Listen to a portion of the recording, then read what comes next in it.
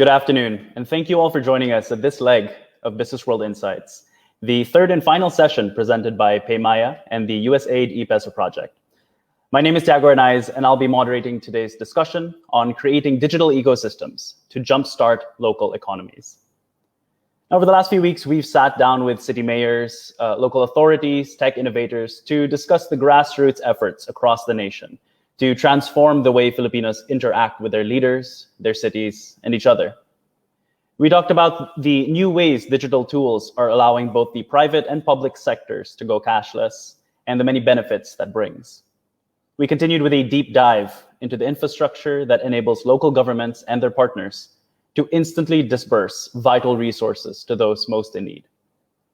Today, we throw that conversation forward with an exploration of how these tools are being used to not only solve the problems of the present, but to set up our local economies for the decade to come.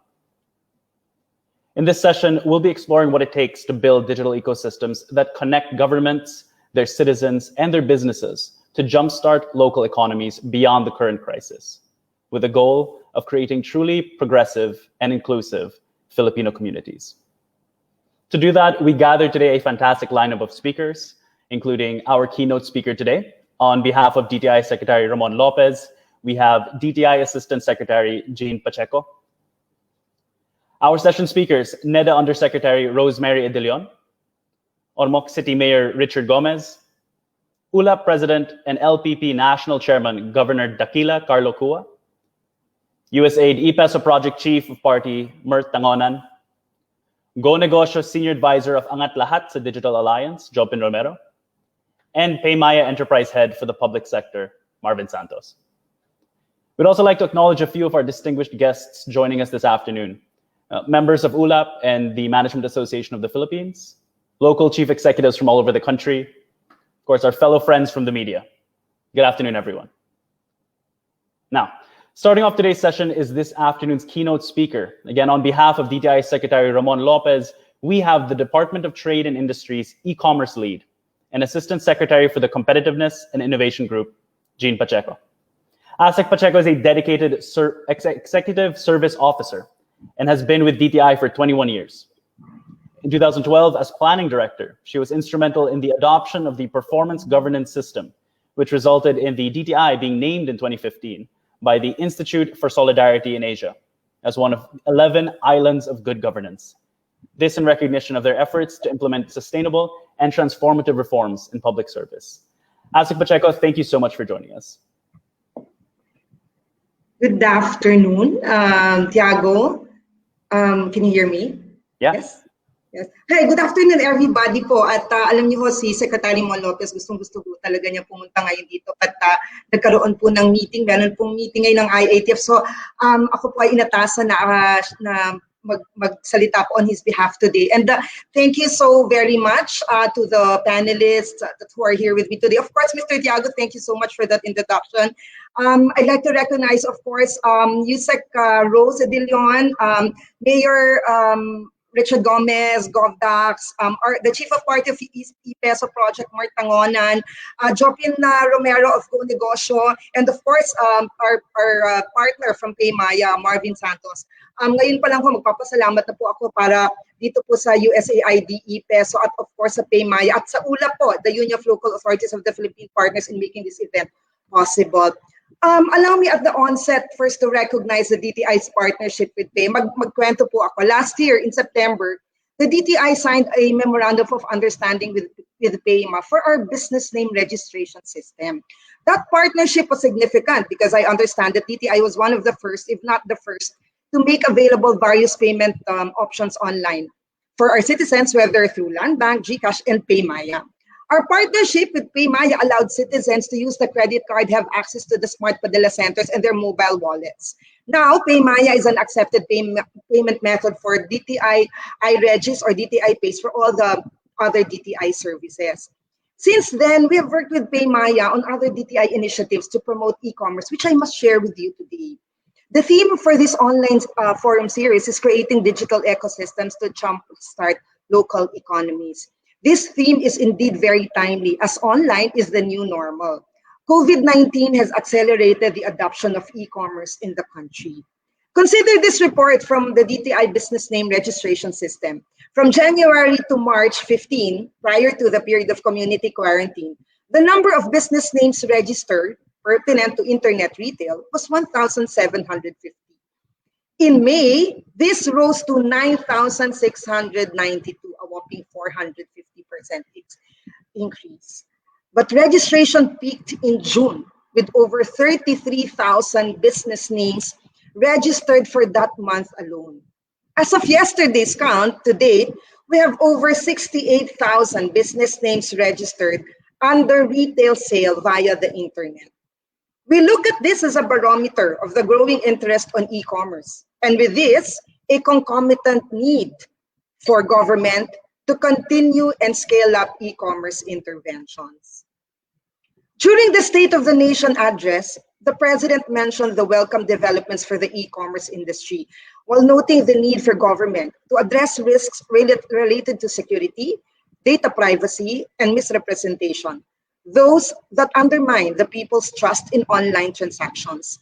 The President was clear in his commitment to, quote, protect both the physical and digital lives of our law-abiding countrymen. The President also declared that the national government shall lead the way in our transition to online systems, reiterating his call for all government instrumentalities to implement systems that shall make physical queuing a thing of the past.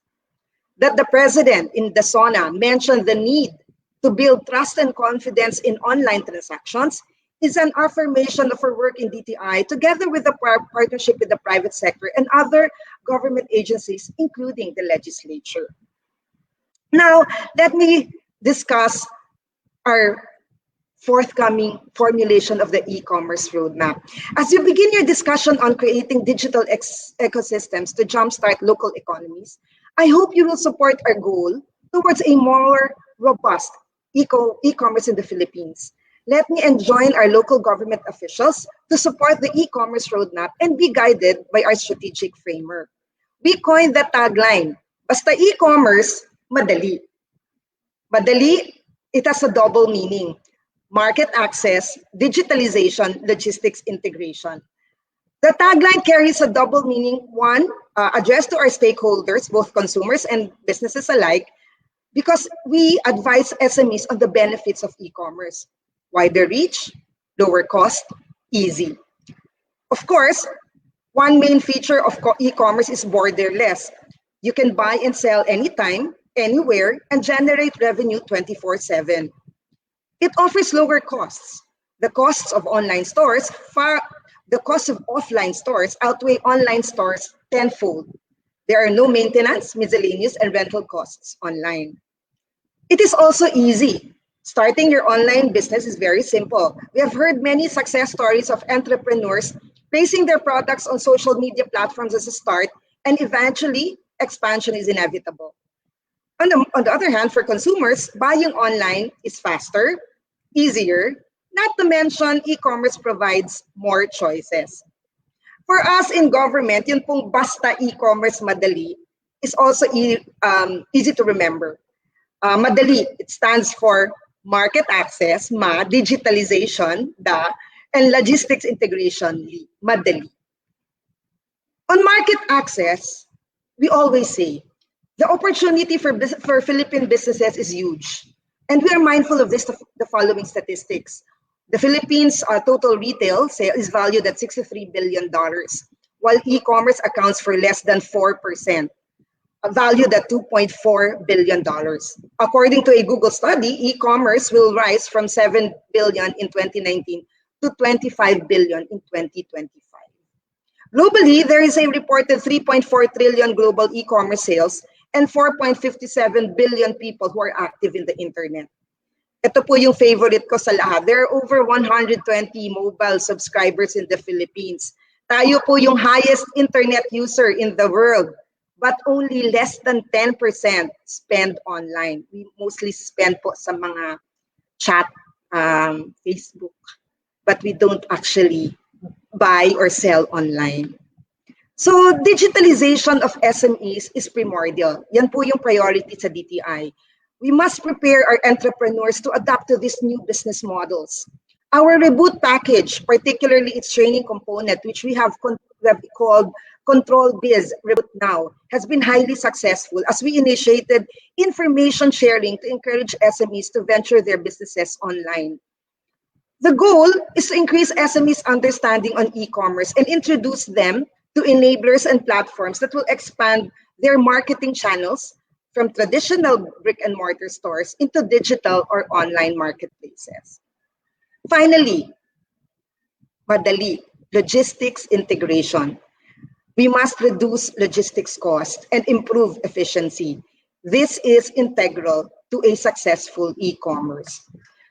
Alam niyo po, dun po sa roadmap na binabalangkas po ng DTI together with the other government agencies, we introduced a simple strategic framework. Reforms that will rest on three major elements: security, speed, and structure, resulting to sales. As I was going through the speaker session guide, a phrase caught my attention. It says, as we adapt to the better normal. And this is exactly what we are working on. Not only do we want to survive the new normal, our SMEs and the rest of the Filipinos need to thrive in this better normal. The DTI appreciates opportunities like this as we are here not only to speak and share, but also to listen and learn. As a government agency, we wish to be responsive. Hence, we take your feedback very seriously as well. So always remember, basta e-commerce madali, market access through digitalization and logistics integration. I wish the organizers a big congratulations and mabuhay po tayong lahat. Marami pong salamat. So basta e-commerce madali, both a goal and a framework. Thank you very much. Now, unfortunately, Asek Pacheco will not be joining us later during our panel discussion. So first and foremost, thank you so much for your time and for shedding light on the future of digital ecosystems in our country. Thank you again. Before I let you go, though, I've been instructed by our producers that we need to do a group photo. So some help, please, from backstage. Let's get everyone on screen. So a sneak preview of everyone who you're going to be seeing today. Hi, everyone. Hi, everyone's looking great. I think we have someone's camera off. So there you go. Right? Sir Marvin. Okay, perfect. So I'm going to count us down. I'm not taking a screenshot. I trust they're going to take a screenshot backstage. So 3, 2, 1, smile. Okay. Thank you so much. Thank you very much, Asek Pacheco. And everyone else on screen, we'll see you again in a bit. Okay. Now, to discuss the role of LGUs in our nation's economic roadmap and the importance of embracing innovation as we move into the future is today's first session speaker, NEDA Undersecretary Rosemary Adilion. As Undersecretary for the Policy and Planning Group of the National Economic and Development Authority, Yusek Adilion oversees the formulation and implementation of the Philippine Development Plan. She holds a PhD in economics from Australia's La Trobe University, a Master of Arts degree in economics from the UP School of Economics, and a Master of Science degree in statistics from the UP School of Statistics. Thank you for joining us today, Yusek Adilion.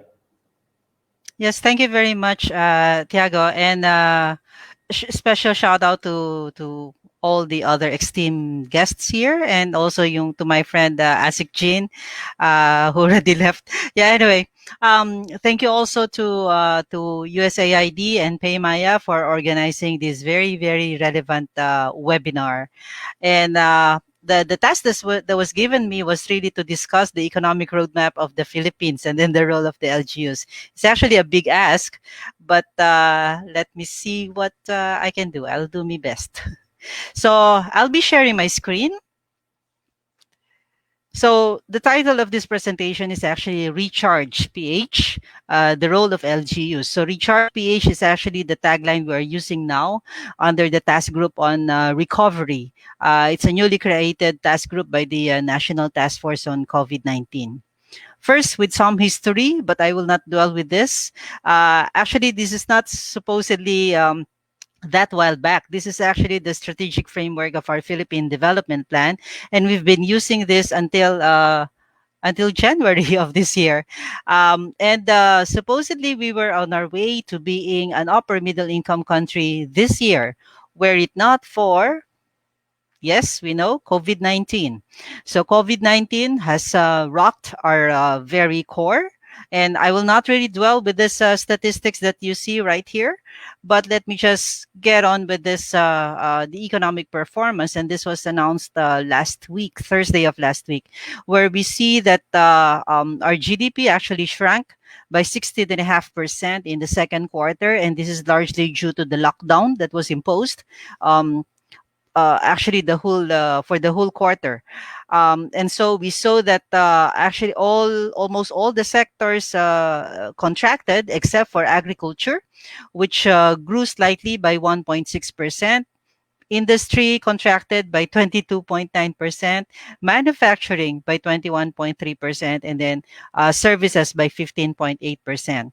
On the expenditure side, we see here that all the sectors actually contracted except for government. And this is what we have been discussing very, very carefully in the task group on recovery, that this is actually what we call counter-cyclical spending, that government will really need to work double time in order to revive the economy, in order to recharge the economy. The problem though is we still have that looming COVID-19 threat, and therefore it's really important that we're able to strike a balance between recharging the economy, restarting social and economic activities, and making sure that we do not let our guard down with respect to the fight against COVID-19. We also need to be aware that not only did COVID-19 result in economic losses, there are also other impacts of this pandemic and also the lockdown as well. So it has actually, like I said, rocked our core, and now we are seeing serious threats with respect to our physiological needs and even our safety needs. Things that we thought were, we kind of addressed a while back, but now these are becoming to be very real needs again. And then so just so um yeah, just to be sure that we need to address these needs, these physiological needs, these safety needs amidst this COVID-19 before we can even think about the other higher level needs, so to speak. So back in April, the Interagency Task Force for Emerging Infectious Diseases created this TWG on anticipatory and forward planning. It was chaired by NEDA. It's interagency, and we were tasked to come up with recommendations in order to address the loss in consumer and business confidence.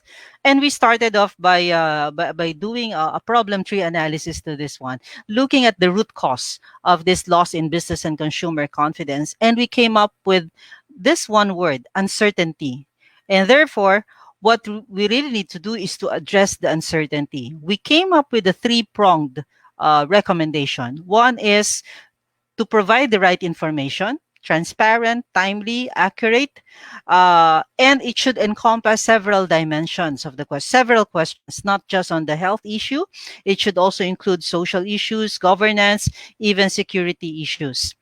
We need to address the loss experience during the ECQ, otherwise they pile up and then it will take a longer time to recover. And then the third one is to prepare for the new normal. So right now we are at the part where we think that we can now recharge. We are now in the phase where we have already ramped up testing capacity. We have already ramped up several of these quarantine facilities, hospital capacities, and so it's now time to do this balancing act. And this is the framework, the simple framework that the task group on recovery is following. So first, it's about recharge PH towards a healthy and resilient Philippines. We need a two-pronged approach. One is addressing the negative effects, which we understand could be in terms of economic losses, psychosocial concerns, and then environmental concerns.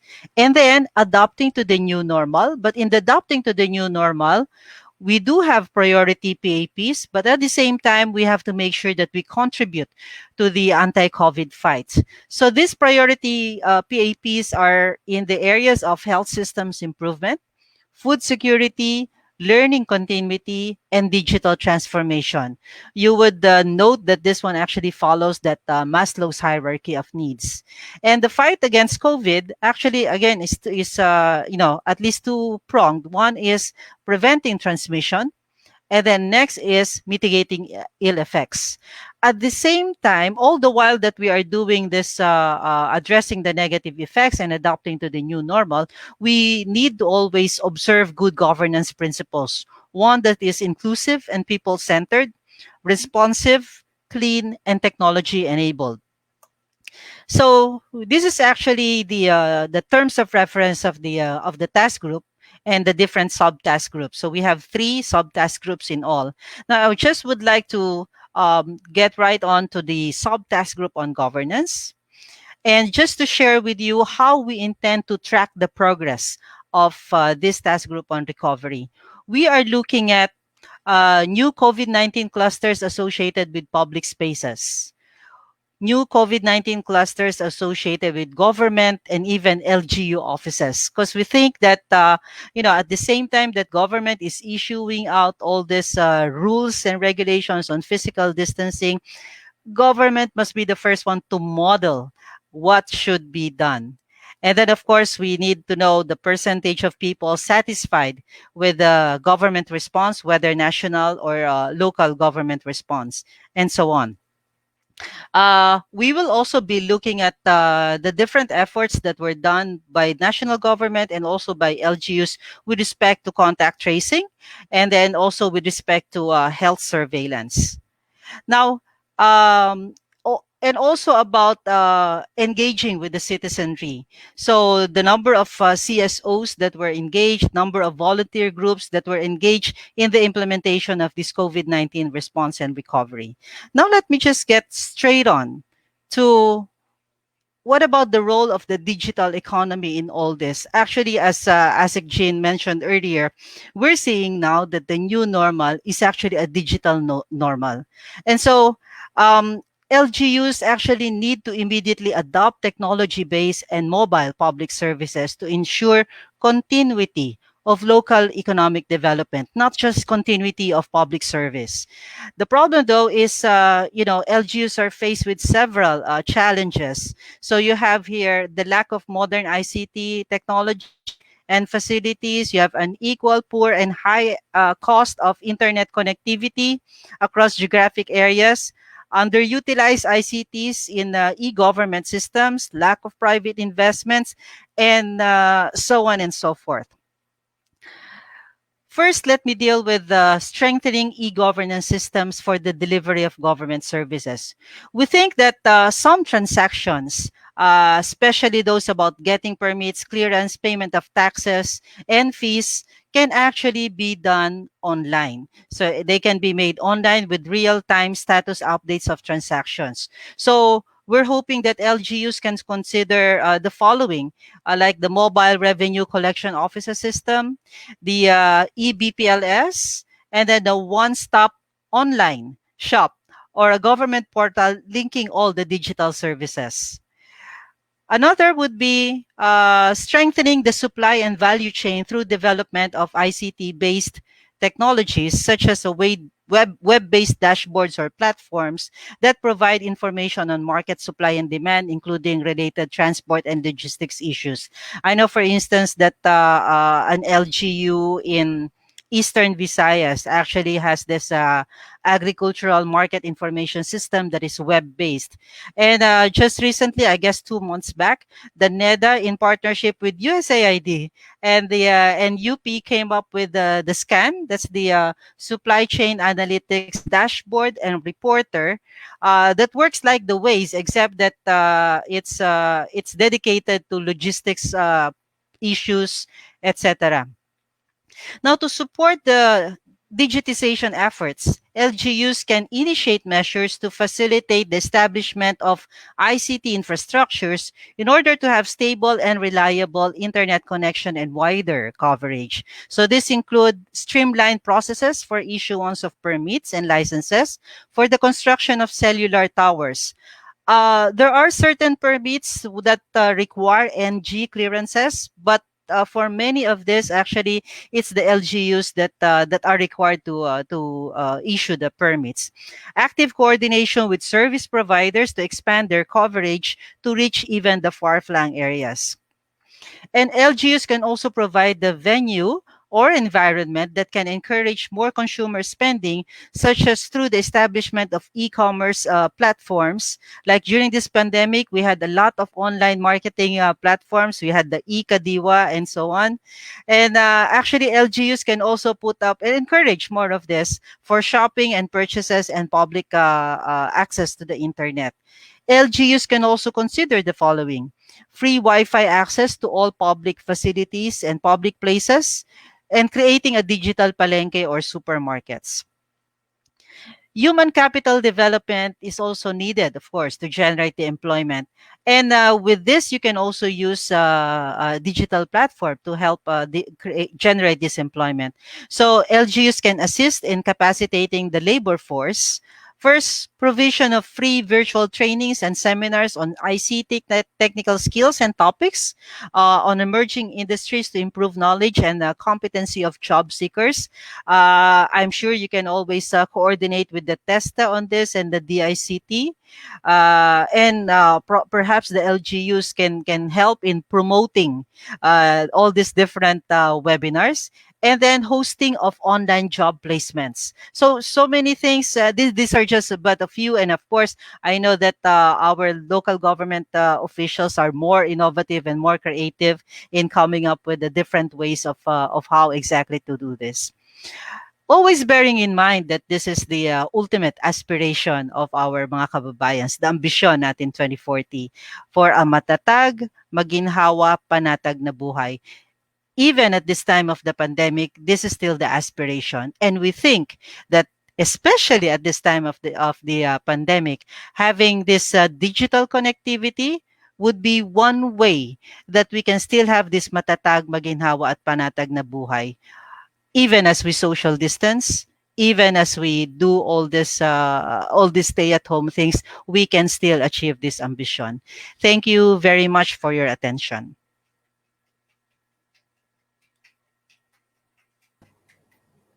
Thank you very much, Yusek. A wealth of concrete plans shared there that we should definitely expound on later during the panel.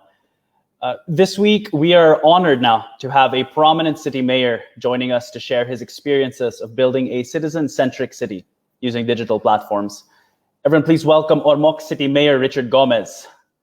Like Yusek Edilion, Mayor Gomez is a product of UP Diliman and the UP Open University, where in 1993, he received recognition as an outstanding student. He holds a master's degree in business administration from the University of Perpetual Help, as well as a doctorate degree in public administration from Cebu Technological University. He is also a multi-awarded actor, TV host, and commercial director, as well as an accomplished athlete. Mayor Gomez, thank you so much for joining us. Hello, thank you so much for the invitation. And I'd like to thank USAID and PayMaya for this opportunity to show a little of what Ormoc has done already in digitizing some of our systems here in Ormoc City. Let me just show you a very short presentation that we've prepared on how to use our online payment for business applications. No? First, our business application is already online. And then we're fortunate again to be working with PayMaya. So now that they've already applied for their business permits, they can now pay online. And there are two ways of doing this. First, they can go to our browser, and the other one is using their mobile app. Now, let me go through, let me just guide you through the web browser. So once you open your browser, just go to ormoc.gov.ph. And once you're open, it's easy. Just click the business permit button. And then from there, you'll be able to already give your payment, no? And then the assessor is also online. Then you get your online assessment number, and then just click on that, fill it in, and then just click. This assessment number is generated by our BPLO office. So once you have that, you already have your assessment. Just go and say pay, and that will direct you to PayMaya, and you're ready to pay now. So it's that easy. Now, if you go through our city app, which our IT office has developed, in our city app, you'll see all the information of the city, from the parks where you can go, destinations, hotels, restaurants. It's all complete there. And just go through the city app where you have to pay your business permit, and a homepage of the app will come out, and then makita nyo yung online payment button. Again, it's as simple as just one click. Enter your assessment number that will be provided by the BPLO, and you're ready. PayMaya will accept your payment on how much you need to pay for your business permit. In Ormoc City right now, there are about 8,800 about no 8,000 about 8,700 businesses that are open. 7,700 plus of that comes from the micro sector, and about 888 comes from the small sector, and then the medium enterprise is about 163, and 71 from the large enterprises. No, ADC, BMEG is here, Robinsons, SM, they're considered as large. So that comprises about 8,000, almost 8,800 businesses in Ormoc City. So in Ormoc, we're slowly digitizing our systems. We have the business app, the business permit payment, and then we're working next on the RPT, and then the next will be water billing. Even our fines and penalties will be coursed through our city app already or the web browser. So this the way we do things here in Ormoc City. Our program began about 2 years ago, and we were rewarded and awarded by the Office of the Ombudsman a blue certification for ease of doing business in Ormoc City. So, yan. Magaling yung mga IT namin dito. I'm privileged to be working with them. So the ideas that we have, we share it, and then we try to implement it. So business in Ormoc City is as easy as 1, 2, 3. You apply now, you get it today. And if it's for renewal, for new businesses, matagal na in 2 days. Thank you. Thank you very much, Mayor Gomez. During the Q&A, we're definitely going to expound on the decision you made to invest in Ormoc's digital infrastructure. But I'd like to introduce now the other speakers joining this afternoon's panel. We have 4 more panelists. First, we have USAID E-PESO Project Chief of Party, Mert Tangonan. Mr. Tangonan is a digital financial services expert with over 20 years of experience leading projects advancing digital payments and financial inclusion across Southeast Asia and East Africa. Thank you for joining us again. Our second panelist joining the group is Go Negosyo Senior Advisor of Angat Lahat sa Digital Alliance, Jopin Romero. Beyond her role as Aptitude's Chief Investment Officer and Strategic Business Head of FinTech Magpie.im, Ms. Romero is also a Senior Advisor of the Asean Business Advisory Council Philippines, as well as an advisor to the Angat Lahat sa Digital Alliance.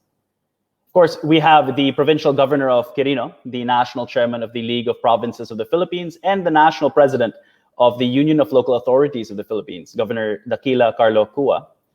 Having served for 9 years as Congressman, 6 years as Vice Governor, and 3 years as Governor of Quirino Province, Governor Cua has broad experience in the executive and legislative branches of government.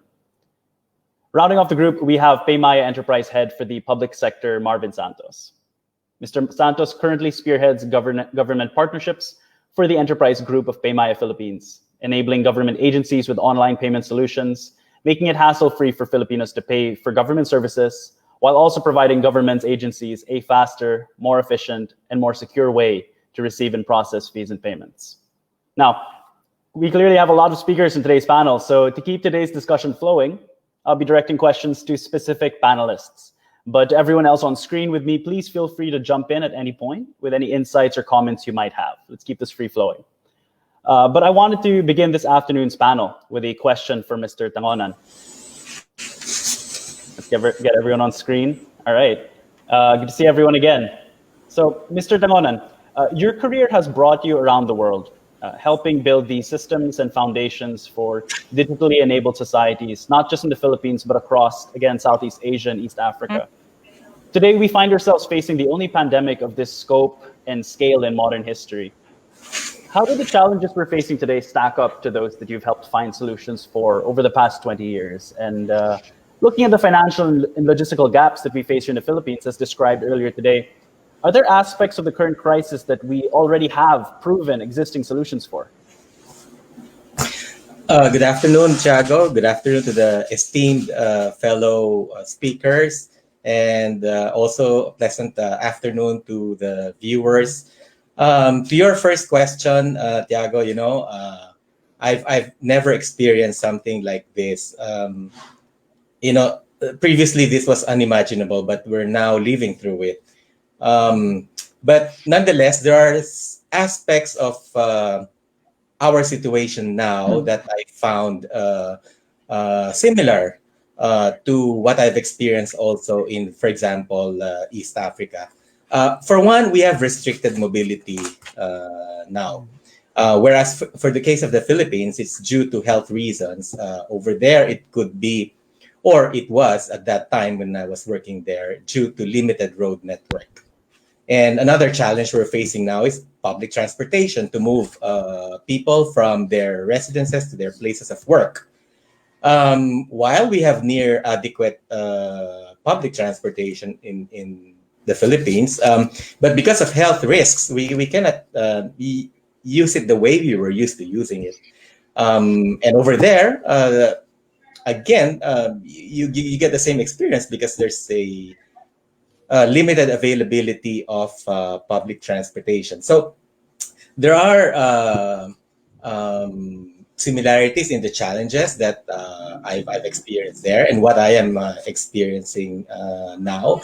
But there's nothing like, really minimizing face-to-face contact because of the health risk it presents. And that's something that we need to overcome. And we're fortunate that there's digital technology that can, help us overcome that.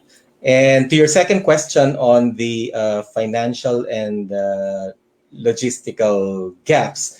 So what are some of the solutions I've seen work? Well, for one thing, I think ASEC Jean mentioned about it earlier, about the Madali. And also, I think Yusek Rose reinforced that with the need for like a expanded digital marketplace. We do have popular e-commerce marketplaces at present. Like we have Lazada, we have Shopee. Although most of these really cater to like business to consumer. And perhaps one gap that we can strengthen or we can fill and reinforce is the business to business digital marketplace where we link large buyers with small or medium enterprises. But nonetheless, these digital marketplaces would require support services that we're not seeing yet. But that has worked in other markets. Let's say, for example, common experience. When you buy something online, the seller has risk in terms of not getting paid. I mean, he delivers the goods, but he might not get paid. Now, the buyer gets the risk of getting a defective product. He has paid, but he gets a defective product. So one way to make that transaction secure is that I've seen work. Is through provision of like escrow services, where although the payment has already been made by the buyer and couldn't be reversed, but it will only be paid to the seller once the goods delivered have been proven to be in good quality. So that's one. Logistics is another. We're working on that. Well, the country is working on that now, but there are some things I've seen there that I would like to see here. I'll give an example. They develop a mobile app for like truckers who are empty on their way back. I'll expound on that. For example, they will deliver potatoes from the producers to the buyers in the cities. So normally they will come back. Sorry, it's the other way around. So from the city, they will go to the producers in the remote area to pick up the, let's say, potatoes or crops or other goods, and then bring them to the market. It's on the way back, they're empty. So over there's an app for truckers like this to increase the utilization of their asset, of that idle capacity by booking deliveries when the trucks are empty. So it would be I think that would be also very useful here.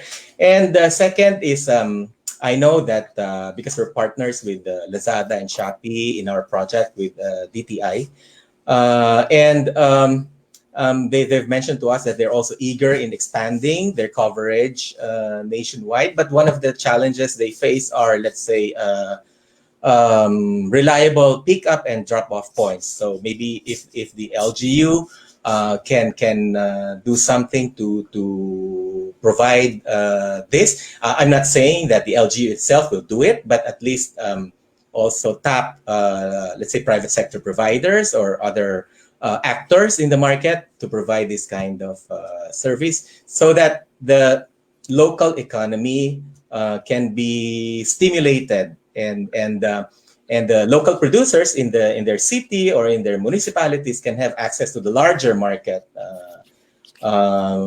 nationwide. So I guess finally my last point on that would be, it would I've seen our local city mayors and town mayors really work at organizing and their communities and improving market access to the producers in their cities and municipalities that can raise productivity and raise income of their constituents. So perhaps, the LGUs can also perhaps assist or support in terms of, let's say, providing information about their local products and services, as well as connecting these to buyers, and making sure that there's logistics to support that. So, at least what I can share for now, Tiago. Thank you very much. No, thank you. It seems like what's really needed is a very holistic ecosystem of tools. No, speaking of stimulating our grassroots economies, Ms. Romero, your work advising the country's entrepreneurial ventures is rooted in your own experience leading private tech ventures. No, last month, and we were talking right before the stream. No, last month I had the privilege of speaking with the president of the Manila Angel Investors Network, James Lett, and he really put into perspective the dire situation our country's startup entrepreneurs face. So I'm going to read you a quote here. It might not be a direct quote. I'm paraphrasing here, but according to Mr. Lett, we stand to lose an entire generation of progress in grassroots enterprise and innovation. He says these innovative small and micro businesses are so essential that this loss could set us back, not only locally, but regionally. First, would you agree with that statement? And I understand your organization, Go Negosyo, has a number of programs supporting the development of these digital ecosystems that Mr. Tangonan was talking about. How do you see our local governments working with you and your partners to meet this once-in-a-generation challenge to save our entrepreneurs? All right, thank you very much, Tiago. That's a very interesting question, and it's actually very scary as well. Well, I'm glad that there are the government, the people, and USAID spoke before me, because rather than talking about the hardware and infrastructure development, they've done it, and I know that they're taking care of that. We can rely on them to make things happen. So to the statement of James, he is right to be afraid. I belong to the generation, I'd say the first generation of startups in the Philippines, and that was in the late 1990s, when startup wasn't even a word. Back then, we were called .coms. And in the late 90s, we were lucky that some Philippine companies were able to exit. In fact, PayMaya is actually close to my heart, because your founder is also the investor that got us out of, that bought into our company at the time. So from 97 or 99, that late 90s, before the bubble crashed, the next generation of startups that started getting traction again in the country was in around 2015, 2017. And we were really on a trajectory to move up. A lot of Filipino tech startups, and not just tech startups, but business startups, were getting noticed by investors, traditional and non-traditional investors, and local and international as well. So some people are more pragmatic in saying that this time is a time of correction. It's a time where the high school projects, quote unquote, are separated from the real projects. But at the same time, you feel bad for these entrepreneurs who for the first time in a long time, maybe for the first time in the history of the country, the spirit of entrepreneurship is so strong that every other kid and every other person, whatever the age you speak to, has some kind of bright idea that he or she would like to put to the market. So now with this interruption, and obviously this is something that nobody wants and nobody expected, the strength of those who are able to pivot immediately, or at least able to find help so that they can pivot at some point, would be what will make the difference. With Go Negosyo, now on his 15th year, what this foundation has been doing is really going to the trenches and trying to help the micro and smallest entrepreneurs bring their ideas to fruition. And in fact, if you look at this 15-year history, you'll see a lot of entrepreneurs who, when they approached Go Negosyo 10, 12, 15 years ago, were just budding entrepreneurs, or even just an idea at the back of the napkin. Now they have some of the biggest networks of franchises or biggest networks of service providers that, while they have been disrupted by the current situation, are now getting up again and are also offering their mentorship to those that came after them. So we, in conjunction with the other government agencies who are helping entrepreneurs in different sectors, in trade and industry, in agriculture, and in the service sector, mostly with TESDA, Go Negosyo have partnered with these government agencies and local government to ensure that there is opportunity for the ideas person or the entrepreneur to get guidance. 10 years ago, there was very little, or there was a very, very small pool of mentorship in the country. Now it's very large and it's prevalent, and everybody now knows that for them to move forward, they have to look for a mentor, and for them to pay it forward, they need to mentor somebody after them. Among the programs that we have related to mentorship are those that encourage the micro and small entrepreneurs to look beyond what their business is today. With Kapatid Micro Mentorship for Entrepreneurs Network, a program that we started in 2016, we've affected about 44,400 micro and small enterprises, and about 127,000 agribiz or farmers that are looking for business as agriculturists. So what does this mean? It means that instead of just doing their neighborly cottage industries, they are now looking beyond what is in front of them, or looking beyond their neighborhood.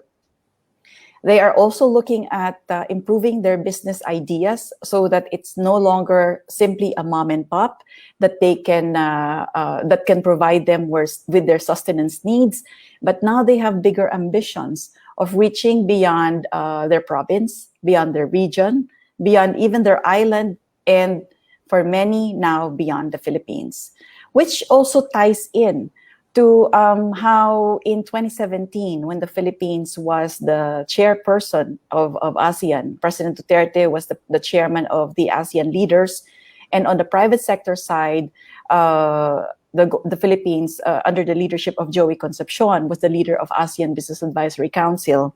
The Philippine model for mentorship was made into a legacy program called AMEN, or ASEAN Mentorship for Entrepreneurs Network. So the model that worked in the Philippines for 12 years was presented to the 9 other ASEAN member states. And with a pilot that we did together with the ASEAN-Japan Innovation Network last year, this project is now about ready to be rolled out to the 10 countries in ASEAN.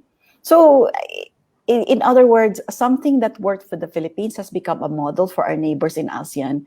Ibig sabihin po, ang ginagawa natin para sa ating mga kasamang maliliit na negosyante, pwede ring mangyari para sa mga negosyante sa Thailand, sa Malaysia, sa Indonesia. So, with that, no, we focused first on the brick and mortar programs. Yun pong mga negosyante na may tindahan, yung merong mga pwesto na o kaya may mga trabahador. Pero habang nangyari po yun, konti-konti, unti-unti ay tinuturuan namin sila sa mga bagong business models, sa mga bagong konsepto. Tulad po ng shared economy. Yan po yung mga business kamukha ng Grab, ng Uber, yung tulad ng Uber at saka Grab. Hindi naman sila wala naman silang pagmamay-ari ng mga sasakyan, pero ang Grab ngayon ay isa sa mga pinakamalaking taxi service at motorcycle service sa buong ASEAN. Tinuturuan din po natin sila na tingnan ang mga e-commerce platforms katulad ng binanggit ni Mr. Tanungonan kanina, yung Lazada at Shopee. At meron din po mga local, gawang Pilipino na e-commerce platforms. At tinuturuan din po namin sila na tingnan ang kanilang business model na hindi lang para sa kanila, kundi pwede rin itong maging legacy ng kanilang pamilya. Na balang araw, pwede silang maging kasinlaki ng SM na nag-umpisa rin bilang mga maliliit na negosyante at ngayon ay isa sa mga pinakamalaking conglomerate sa buong Asia. Bukod po doon, what we are looking at for our micro and small entrepreneurs, besides business modeling and business improvement plan, is to make sure that they have that they're able to reach their markets. And how are they able to do this? Thank you to our previous speakers for talking about logistics and the supply chain improvement, because that is a big factor. And in addition to that, our partnership with the e-commerce platforms is another item. And now with services like PayMaya and other fintech companies, financial technology companies, the sale or the transactions become seamless or more convenient for sellers and merchants alike. And finally, because of this, what's happening to us with this global pandemic, one thing that Go Negosyo has embarked on to help micro and small entrepreneurs is what we see with COVID is that this will stay with us for a while. We don't know if it's 2 years, 10 years. Until a vaccine is there, we don't even know if it's going to be eradicated. So, anong ibig sabihin nito sa atin? That means that COVID and protecting ourselves, our employees, our partners, will now be part of doing business. But at the moment today, protecting ourselves against COVID is so unaffordable. It's so inaccessible. It's so unavailable. So in March, we embarked on this program called Project ARC, where we looked into different testing innovations to make COVID testing available to as many people as possible, particularly for the return to work segment of the country. And most importantly, to drive down the price of these reliable testing innovations. And right now, I am in fact at the Philippine Center for Philippine Children's Medical Center, where we donated PCR equipment, one of 10 automated PCR equipment we donated around the country from northern Luzon down to Zamboanga, all in a bid to make testing available, and with the research study on pool testing that we hope will be done and will be approved by DOH in a handful of days, we will exponentially increase the testing capacity of the country and drive down the price to 1/25 of March level testing prices in the country. So that is what I can share for now. Tiago, we are right to be scared that we will lose this generation. But with these initiatives and with the usual fire in the belly of many of our entrepreneurs, we are seeing that they are pivoting to areas and activities where they can prosper again without driving or stepping on other people. So that's what we are trying to encourage. Yeah, that maturing of Filipino startups, as you described, formerly the dot-coms of the 90s, is quite consistent with the upward trajectory that Yusek Edilion illustrated earlier. But Yusek, you also shared some pretty sobering findings on just how derailed our nation's progress has been due to COVID-19. As one of the architects of our nation's development and recovery plan towards achieving that Ambition 2040, you have a bit of a bird's eye view on where we are and the steps that we need to take to get where we need to be. Could you expound on some of the tools you shared earlier today? What specific gaps are we seeing right now on a local level that a holistic digital ecosystem might address? Yeah, thank you for the question. It's a big question. Yeah, but actually we're honing on those priorities that I mentioned earlier. One on health systems improvement, food security, learning continuity, and then we think that the strategic another strategic priority is really on the digital infrastructure. In fact, probably the key to achieving to having all those three other priorities is also by having a digital infrastructure. Now, to be fair, this digital infrastructure, and even the digital economy, is actually already in the original Philippine Development Plan, except that the timeline is, kind of protracted. We were supposed to be laying down the foundation and making some headway by 2022. And now that the COVID is before us, it just tells us that we need to accelerate everything. And actually, for 2021, the budget of DICT went up, if I'm not mistaken, 10 times over. And it just tells you that we are now accelerating all those plans that the DICT have. So as you very well know, we were supposed to have our third telco this year, actually, and it turns out that we're actually a year too late. So things like this. So we are accelerating all those timelines. I think the first thing that needs to be done is really to make sure that we have this digital connectivity, that everyone could be connected, because if we fail in this one, then we will have a very unequal society once again. So, and we don't want this digital divide. And the first thing that we need to address is that digital connectivity. So, government is actually looking at all those legal barriers, regulatory barriers, and the first thing that was done actually is this joint memo circular on the common tower policy. Next will be the common pole policy, and we are still looking at several other executive orders that can be done to address some of the kinks that we're seeing, so that we would have this digital infrastructure. I think that is really the first thing that need to be done. Now, for those localities that do have this digital infrastructure, then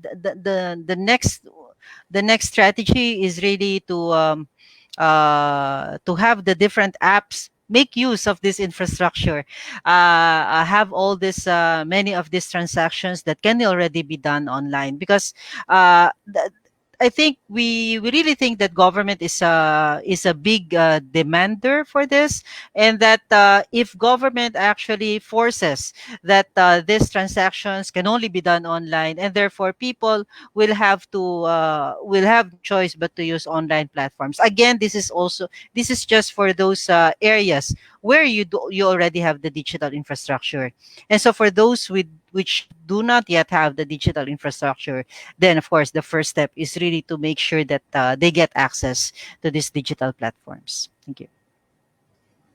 So there's clearly no shortage of public projects and platforms in support of Filipinos and Filipino businesses. I understand we have Governor Kua now joining us as well in the backstage. Could we bring him on the screen?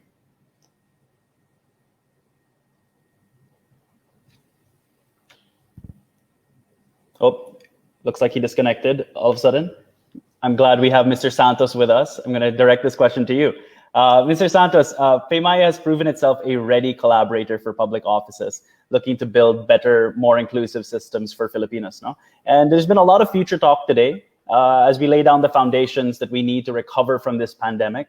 It's of course important that we not try to go back to how things were, but design for how things should be. No, inclusive, progressive. Oh, I think, Mr. Santos, I think you're on mute. Hello. Yeah. Yep. Hi. Okay. Hi. Thank you, Tiago, for that question. And first of all, we would like to say thank you sa ating mga speakers and panelists for being here today, and also sa mga nanood sa atin today. Maraming salamat po, and stay safe po tayong lahat. First of all, doon sa question mo, how should local authorities approach adopting new technologies to better serve their people? Kapag sinabi kasi nating digital ng isang lungsod or munisipyo, parte lang po nito ang pagiging online ng mga services ng LGUs. Aside from that, we should be talking about an end-to-end digital financial ecosystem. Pero maganda po na ang LGUs natin talaga ang maging role model at magsimula ng digitalization. Sa digital and cashless community, lahat dapat kasali, inclusive dapat lahat. So ang LGU mismo, ang mga residente at mga negosyante from ambulant vendors, MSMEs hanggang sa malalaking businesses ay kayang gumawa ng transactions cashless or online. Dapat kaya ring makumpleto online ang maraming serbisyo mula sa online shopping like na-mention kanina, bills payment, mobile reload, funds transfer hanggang sa pagbabayad ng buwis at pagtanggap ng mga ayuda sa LGUs. So in other words, ang ayudang pumapasok sa e-wallet account ni Aling Nena, pwede niyang gamitin pambayad online yan sa mga suki niyang tindera, or kung physical na sari-sari store to, pwede na ding scan to pay at the QR payments sa mga sari-sari store. And then itong mga sari-sari stores naman ito, pag natanggap na nila yung pera coming from the PayMaya account ng customers nila, pwede naman nila pambayad ng buwis doon sa mga online checkout ng mga LGUs natin. Ito ang ibig sabihin ng pagiging digital at cashless sa panahon ng new normal. So paiikutin lang talaga yung financial transactions. Indeed, the role of the local government is not primarily to transform itself for the digital age, but to enable its citizens. Ulitin ko po, enable its citizens to own a financial account the fastest way possible and allow its businesses to accept all kinds of payments.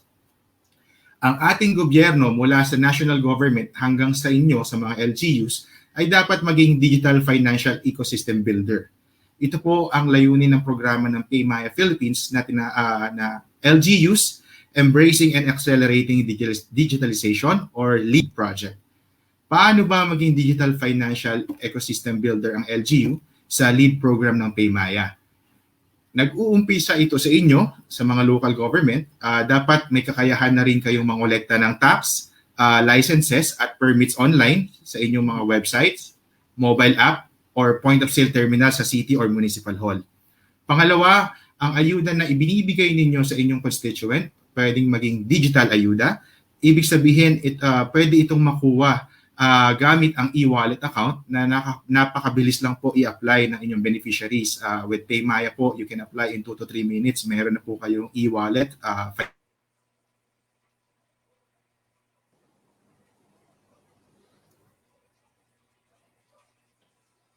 We're having a quick difficulty here with Mr. Santos's connection. Sir Marvin, we'll jump right back to you in a bit. I understand we have Governor Kua now with us. Hopefully to expound a bit on that role that LGUs play as community enablers that Sir Marvin is talking about. Governor Kua, as a representative of local authorities across the country, do you have any grassroots insights that you can provide on what needs to be done right now to get our nation's cities ready to digitize? Thank you, Tiago. No? Ang ganda ng tanong mo. Tamang-tama sa panahon. There's a world of opportunity in going to the countryside in investing, especially in the digital world. We have so many farmers yet to be tapped and harnessed and to be financially included. Um, there's so much investments to be made in infrastructure. Kami dito sa Quirino, we are trying to do our own bit. No, we're trying to help the national government and DICT. You mentioned earlier, it was mentioned by many persons kanina na kailangan mag-invest ng DICT infrastructure. I think Yusek Rose mentioned that. That's very, very true. But I think at this point, since time is of the essence, let's not rely only on DICT. Like, kumbaga, mag-ambag-ambag na tayo. And I think many LGUs, including our own, here in Quirino, are willing to invest in expanding our ICT infrastructure. I liken it to parang sa paggawa ng mga kalsada. There is the national government building the national highways by way of the DPWH. There are the provinces that build the provincial roads or the main connectors to the national highway. And then there are the mayors that build the city and municipal roads and down to the barangay roads. So this can be a nationwide government effort, pwede rin in partnership with private sector. So there's so much investment opportunity in infrastructure as well as in the space of agriculture, in small business, digital, financial inclusion. So talagang I think if you are creative enough and you're thinking of new investments, definitely take a second look at this side. Take a second look at the countryside. Yung digital divide na sinasabi ni Yusek Rose is indeed there right now for us na there's only a certain strong portion of our population that are strongly engaged in online transactions. But there's so much more potential. There's 100 million Filipinos. If we're only tapping about 20%, it's only 20 million. There's 80 million more that we can tap. And therefore, pagalingan na lang sa paggawa, para magkaroon nito ng katotohanan.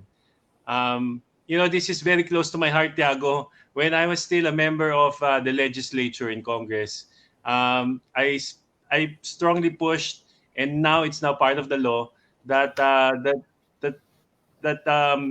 companies be allowed to issue electronic receipts. So the law was enacted in 2017, if I'm not mistaken, but we're still waiting.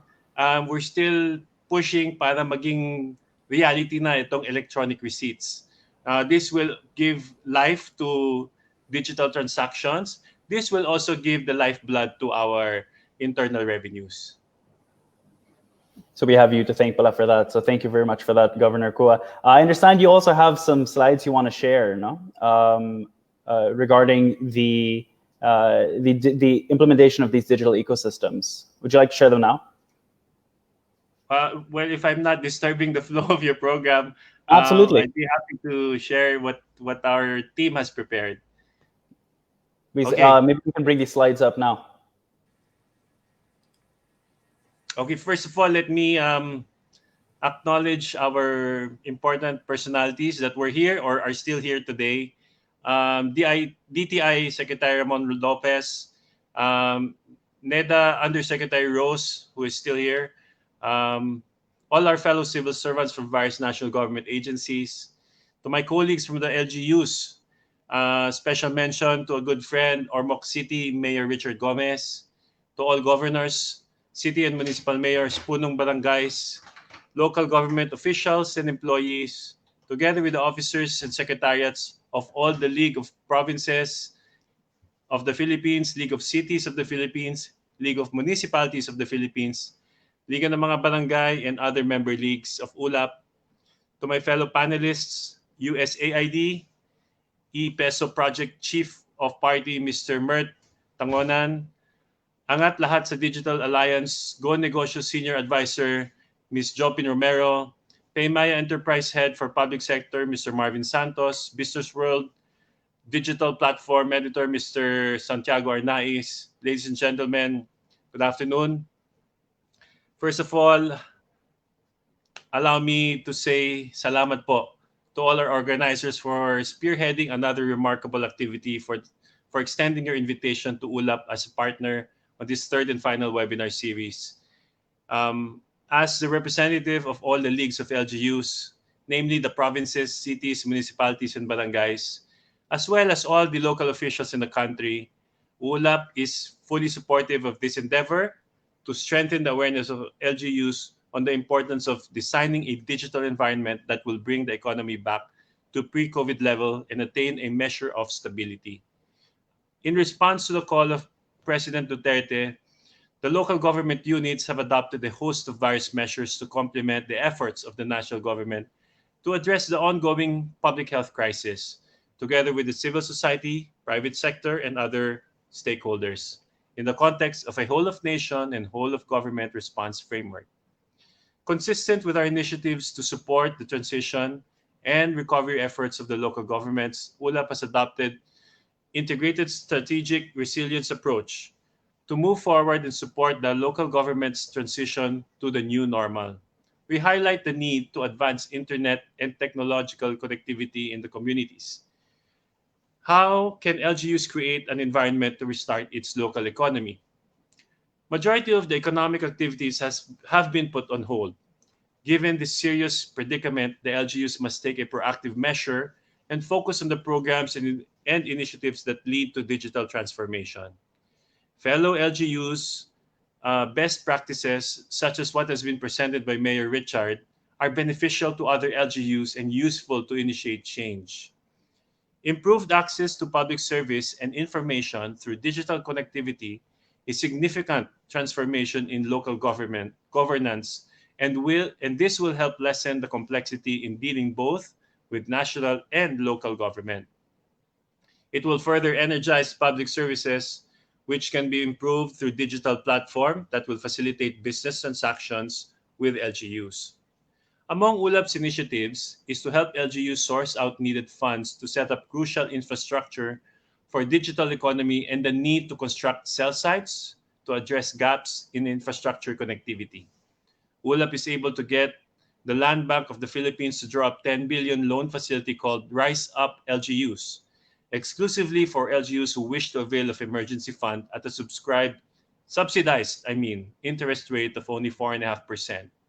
We hope that Congress will further heed our lobby for additional 3 to 5 billion subsidy to further reduce this concessional interest rate to make it even more attractive and affordable. These funds can be utilized to assist the LGUs to strengthen their digital platform in their respective communities. Bilang representative ng ULAP, I encourage my fellow leaders in the local level and civil servants to fully support the initiatives of the national government to intensify response to the COVID-19 pandemic. Quoting from the president of the European Central Bank, Ms. Christine Lagarde, in her speech during a digital meeting on the forum's COVID Action platform on April 8th. She said, and I quote, "Given the nature of this crisis, all hands should be on deck. All available tools should be used." This webinar series, having provided us the right tools, will help us, our LGUs, in partnership with the national government to adapt innovative approaches as a strategy to boost our local economy amidst this enormous health challenge. Muli po, maraming salamat. Keep safe and God bless to everyone. Thank you, Governor Koa. Now, before we jump to some audience questions, Mr. Santos, what kind of costs should local governments be expecting when building their digital infrastructures? Okay, thank you, Tiago. So, pasensya na at medyo nawala yung connection kanina. But to continue on the discussion on the cost naman po, ang lahat ng digitalization efforts kasi maging pag-automate yan ng inyong back office systems or pagkakaroon ng free Wi-Fi program or digital payments, kailangan ho ng investment. Pero hindi naman kailangan magbuhos ng napakalaking budget sa umpisa ng inyong digitalization roadmap. Your LGU can start small, build the foundations, and eventually scale up. Minsan pa nga po, nagagawa pang free if makahanap tayo ng tamang partners at vendors po. Ang mahalagang konsiderasyon dapat ay kung mas malaki di hamak ang ibabalik na benepisyo sa LGU sa inyong constituents at local enterprises kaysa sa naging investment. Looking at their bigger picture, when you start doing digital disbursement of cash aid, directly into their e-wallet accounts, you're not only making the process hassle-free, but more importantly, you're providing thousands of your constituents the fastest way to own a financial account via e-wallet. Hindi na nga nila kailangan gumastos para pumunta ng City Hall.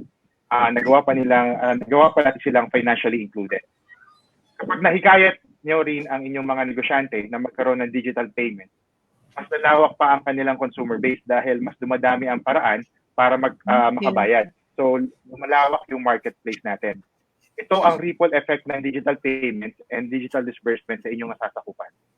Sa uli, kung ano man ang inyong pangangailangan, small or big scale man ito, mayroong solusyon ng PayMaya at hindi nyo na po kailangan gumastos sa malaki para maging digital, cashless at inclusive ang inyong LGU. So wag po tayong matatakot. Madali lang po ang pagiging digital. Katuwang po ng ating government from national down to the LGU, barangay levels, ang PayMaya sa pagtulak ng pagbangon ng ekonomiya sa pamamagitan ng digitalization. Thank you, Chair. Salamat po. Thank you, Mr. Santos. Now, we have some quick questions from the audience that I would like if we could jump into. This first one is from Jedidia Aquino. Now, for urbanized cities, it might be easy to support digital systems that will facilitate service provision.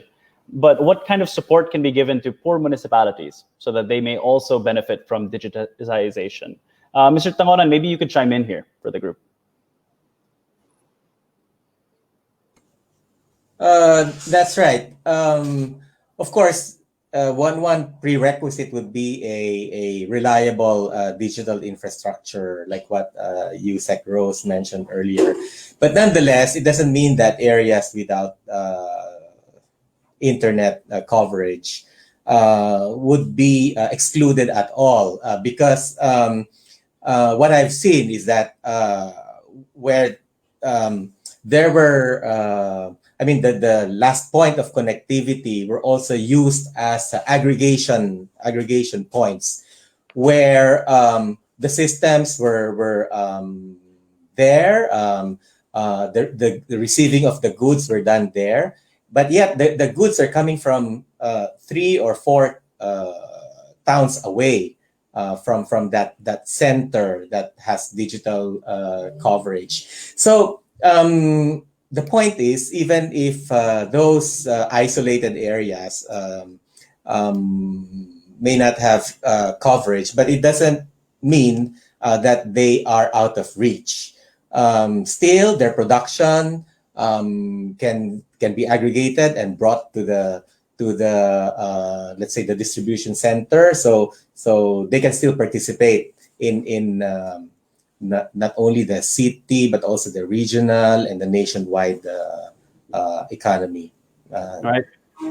So when you talk about the digital infrastructure, it sounds like this isn't just digital tools; it's an integration of high-tech and low-tech solutions to really maximize our reach. No. Anything else anyone from the panel wants to add to that? Yes, Tiago, if I may. Absolutely. This is Jopin. I mentioned earlier that one of our programs at Go Negosyo is mentoring agricultural people and those that are doing trade and industry activities.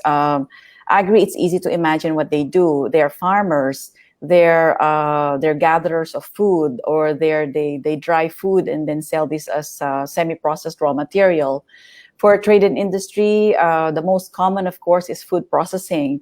These are also the people who are doing souvenirs. These are the ones doing food supplements that have that are not pharmaceutical items. So these are a lot of micro and small enterprises. To the point of Mr. Tangonan, sometimes it's really hard to reach them, and sometimes they're not even thinking of digital, the digital infrastructure.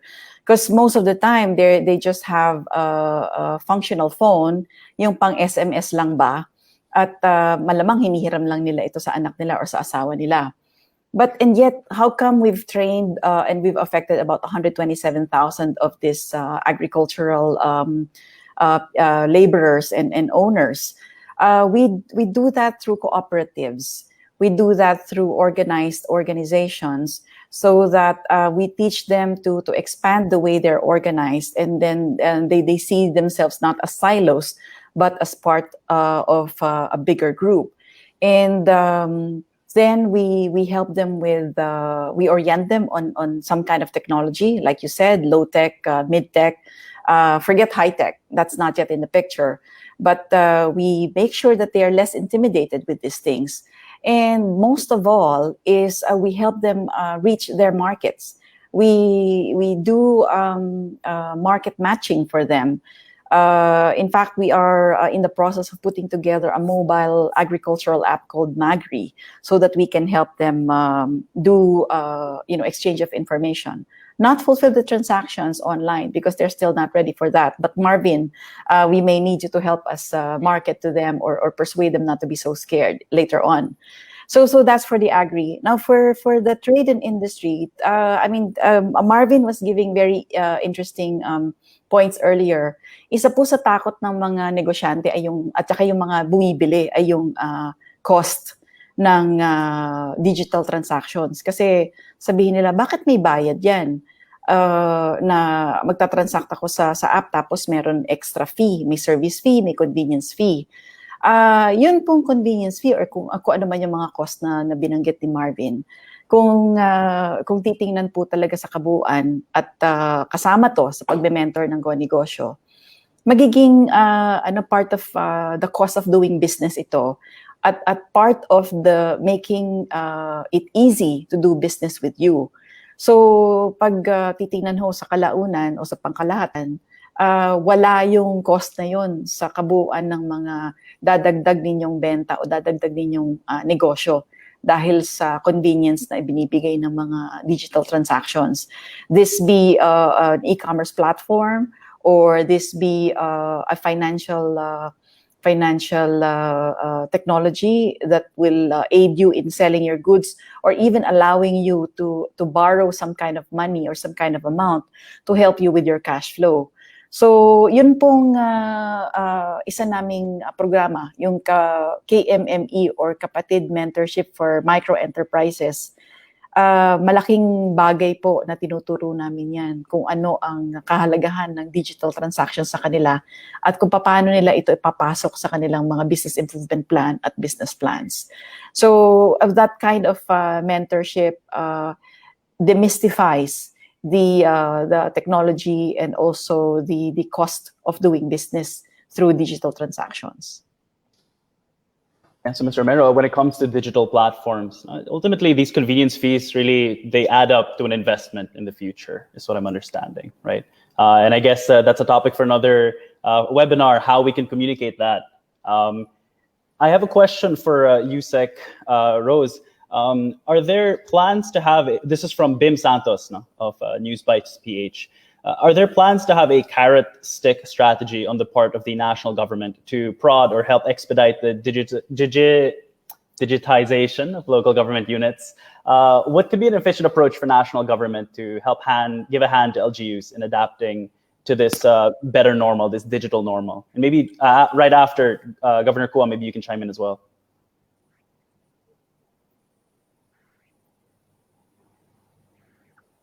Music Rose, I think we're having a bit of an audio issue on your end. There you go. Sorry. Forgot to turn on. Yeah. So like I said, right now we do not yet have this carrot and stick strategies to encourage the LGUs. So because we're still laying out the infrastructure for this one, but I suppose with the upscaling of the programs of the ICT beginning next year, and then of course it will begin with the national government, becoming having more of this online presence. Then I think to follow yung sa LGU. So right now we are not there yet. Like I said, ang isa muna namin tinitingnan is really looking at ways in which we can increase this digital infrastructure muna. Yeah, thank you. Thank you, Yusek Rose. Governor Kua? Yeah, well, certainly, Tiago, we prefer the carrot than the stick, no? Of course. But I think there's no need, actually, I think, for the stick. honestly. I think marami naman kasing LGUs na gusto rin talaga mag-modernize. If I can resound a little bit on the statement of Sir Mert na kailangan din talaga i-mix yung not so current technology to the latest technology that brings down the cost of investment for the infrastructure and makes it the kumbaga yan yung tulay muna natin ngayon at a certain point na medyo mura na yung new technology, then we can upscale or upgrade. That's exactly what we're doing. For example, in our province, we're expanding connectivity, not using fiber optic muna kasi mahal.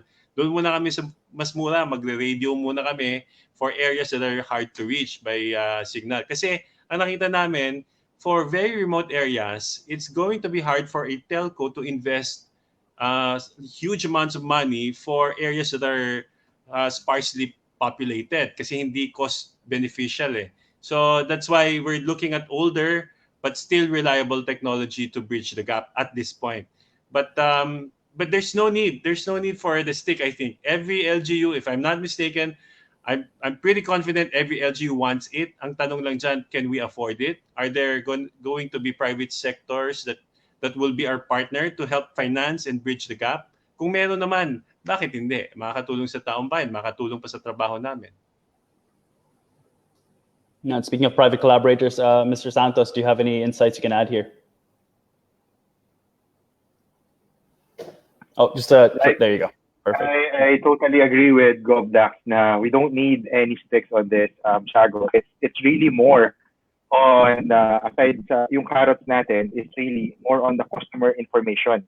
So we need to disseminate the information na for digitalization, unang-una, hindi ganong kalaki ang babayaran nyo. Pangalawa, ito yung benefits na makukuha nyo on digitalization. Pag sinabi naman natin sa mga negosyante natin na o sige, magbabayad kayo ng specific amount for this payment solution, pero ito yung mga benefits nyo. So it's really more on the customer information na pwede natin sabihin sa mga nagne-negosyo. At the same time, ang pinakamaganda rito, Sago, is that we're opening actually the market sa mga maliliit nating negosyante. Kasi nga, ultimo yung mga nagtitinda lang ng mga maliliit na let's say ambulant vendors or even yung mga may produkto lang na damit, pwede na nila ngayon ibenta ngayon online yung produkto nila, not just doon sa area nila, but actually when they go and sell online, yung customers mo are actually buong Pilipinas. And with that, yung payments mo, pwede na sila magbayad through online and then i-ship mo na lang yung mga yung mga produkto mo. So I think it's really the carrot really is give them the opportunity na parang mas lumawak yung merkado nila through customer information. Kailangan mo lang sabihin sa kanila yon kasi baka hindi nila alam kung ano yung opportunity na nag-aantay sa kanila when it comes on the digitalization. Thank you. Thank you. So given this wealth of systems and support, there really is no need for the stick approach. And clearly the initiative is there across the different sectors. I think that's a fantastic place to close today's discussion. I want to give a big thank you again to our fantastic panelists, Yusek Edilion, Governor Kua, Ms. Romero, Mr. Tangonan, and Mr. Santos. Of course, let's have one last group shot before we wrap. I'm going to count us down, and I'm going to cross my fingers. Someone's going to screenshot. 3, 2, 1. Okay. It was an absolute pleasure having you all with us today. Thank you again to everyone. Thank you. Bye. Yeah, thank you. so Bye. much. Congratulations. Yeah. Thank you. Bye, GovDax. So to all of our audience members, that's today's session. Thank you again to our event partners, the Department of the Interior and Local Government, the Anti-Red Tape Authority, the Union of Local Authorities of the Philippines, the Management Association of the Philippines, PayMaya, the USAID E-PESO Project, and our organizer and media partner, BusinessWorld and the Philippine Star. And of course, thank you again as well to all of our audience members today. My name is Tiago Arnaiz, and this has been Business World Insights. Stay safe and have a great week ahead.